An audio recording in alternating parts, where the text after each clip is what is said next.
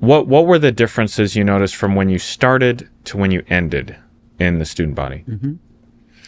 Well, when I started, there were no laptops in the world. When I started, there were no cell phones. Well, there were, but they were this big. Yeah. When I started, I believe we were still in what I would think of as a moralistic culture or an immoral culture. It was more of an immoral culture, but it was a culture with morals. So when I look at world history, I see what seems to be a rotation from immoral to moralistic cultures over time. Moralistic cultures usually occur during times of natural disaster or war. Immoral cultures tend to flourish in times of affluence or technology. So just think about the United States. The Victorian era is quite stifling, and you have World War I on top of that, very moralistic cultures. The war is over. We go into the roaring 20s, when our culture was really quite immoral. They didn't have movie rating systems back then. I mean, the first Tarzan of the Apes movie, 1929, I believe, with Johnny Weissmuller and Marina Sullivan, I forget her name, but full frontal nudity. And there were no rating systems. So people don't realize it was pretty gnarly back then. But then you have the Great Depression. Boom, moralistic.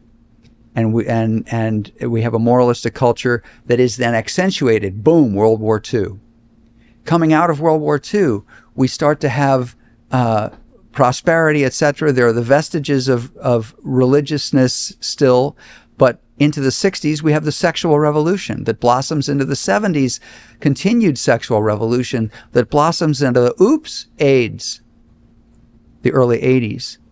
And all of a sudden, we have a devastating epidemic, and people are pointing fingers and making absurd blaming comments in various directions, but talking again more about God's judgment and more moral concerns. And as we start to come out of that, we're just about out of it, and boom, September 11. And we have Pray for America, God Bless America bumper stickers on every other car, and it looks like America is the most religious place on earth for about 9 months.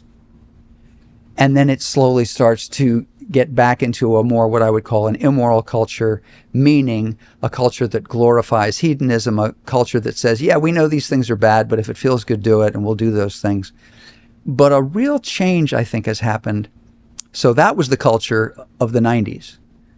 But into the next millennium, especially 2010 to 2020, even a little bit earlier than that, I would submit that we are now in an amoral culture for perhaps the first time.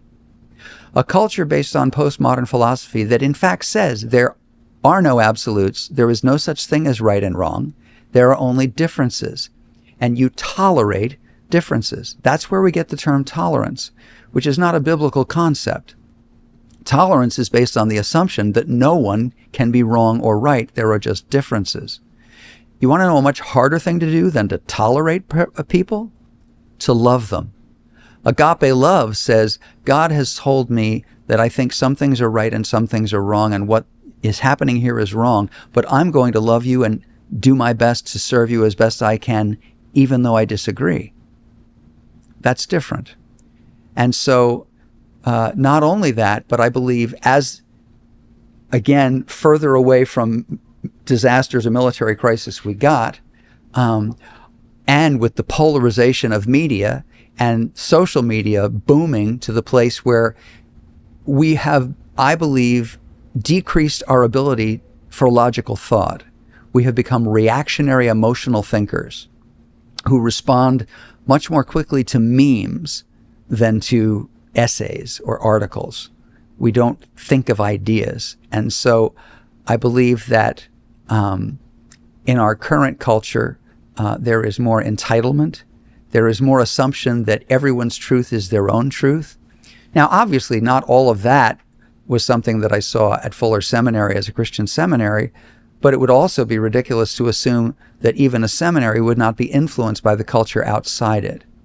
And so I believe that with words like diversity and diversity of ideas and tolerance, I believe there has been an increasing discomfort or avoidance of the fact that the Bible tells us that there is one way to heaven, that there is a God who has the right to say what is right and what is wrong, has designed us for that.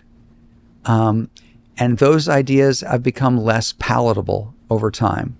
I also believe that with the idea that every idea is equally good because there's no right and wrong, I believe this can tend to decrease the sense of the academy being a place where you exchange ideas and can disagree and have an intelligent discussion without assuming that if a professor says, I believe that A is true, that they're using a bully pulpit, or that if they question a student who says, I believe B is true, what do you think of C, that they're simply being mean or trying to be threatening. Those types of statements in the 1990s would not have been a problem at all. It would have been academic dialogue and the exchange of ideas. In the 2020s, and I retired in 2020, but at that point, that was far more welcome. And I believe that's a product of our larger culture. I wonder if it's becoming amoral or if the morals have simply changed because the aggressiveness to which people seem to exchange ideas. I agree with you. It is definitely reactive. It's mainly devoid of logic and reason. But there does seem to be almost like a fundamentalist scarlet letter attitude towards certain things that makes me think of a moralistic culture. Well, I think you're right, because I think in an amoral vacuum, when some things can be identified as a scapegoat, I believe all that pent-up moralism can come spewing out. And I believe that as soon as you find someone or something to hate, then you can speak very moralistically against them because they are evil. Jon Stewart of The Daily Show, back in the 2010s, I think, he had his fake news team go to the Democratic National Convention. And, Jon Stewart is politically liberal, but he was trying to give a balanced view.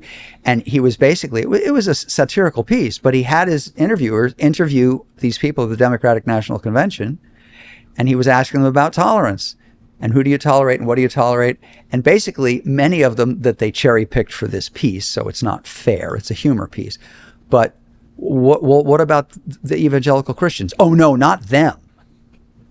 So, in other words, the idea that one would be tolerant of a group that doesn't necessarily advocate tolerance was anathema. And by the way, I believe that some of the negative feelings of those folks at the Democratic National Convention were deserved, because I think that, unfortunately, Christianity today has acquired a lot of these sentiments to a place where we are now barking and raging and insisting that the world make us comfortable and act like we think they should act. Yeah. And I believe that I just never saw Jesus doing that. I never saw Jesus push anyone. I saw him say, follow me. But I never saw him say, or I'll make you.